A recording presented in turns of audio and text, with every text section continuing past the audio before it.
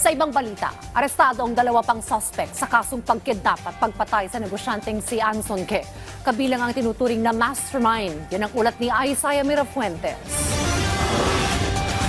Sa pinagsamang puwersa ng Philippine National Police, Armed Forces of the Philippines at National Security Council, naaresto na ng mga otoridad si Gong Wen Lee alias Kelly sa isang resort sa Boracay noong Sabado. Isa siya sa mga tinuturing na mastermind ng kidnap slay case kay Anson Ke at sa driver nitong si Armani Pabilio. Base sa investigasyon ng PNP, nagpalipat-lipat si alias Kelly sa 3 resort sa Boracay para magtago. Kada mag-check-in siya sa hotel, hindi siya lumalabas. Kasama rin niyang naaresto si Wu Jiaping na napag-alamang tumutulong kay alias Kelly para magtago. Natagpuan sa hotel na tinutuluyan ng mga suspect ang mga cellphone at mga gamit sa pagdidisguise. Naniniwala naman ang PNP na ang kaso ni Anson Ke ay masasabi ng case solved pero hindi pa case closed.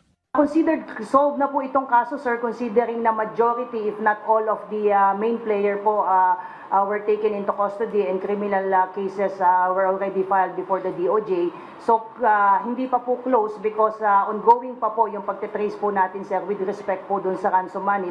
Ayon pa sa PNP, masasabing matagumpay na ang pagresolba sa nasabing kaso dahil nahuli na nila ang mga utak sa Anson Ke kidnapping case. Ito lang po yung tinitignan natin na main player po dito po sa kaso po ni Anson Tan, si David Tan Liao appears to be the mastermind and alias Kelly serve as his co-mastermind because accordingly, ito pong si Kelly ang may alam po doon sa transaction po. Si David Tan Liao alias Xiao Changjiang at Gong Wen Lee alias Kelly ang sinasabing utak sa Anson Ke kidnapping case. Pero posibleng hindi lang ito ang krimen na kinasasangkutan ng dalawa. Patuloy pa nilang tinutugis ang iba pang mga sangkot sa krimen. Maliban sa paghuli sa mga suspect, nais din ng mga otoridad na mapasa kamay nila ang ransom money na nakuha ng mga suspect. Sumailalim na sa inquest si alias Kelly habang si Wu Jiaping ay hindi maituturing na sangkot sa kidnapping case. Pero maharap siya sa kasong obstruction of justice dahil sa pagiging protektor nito kay alias Kelly.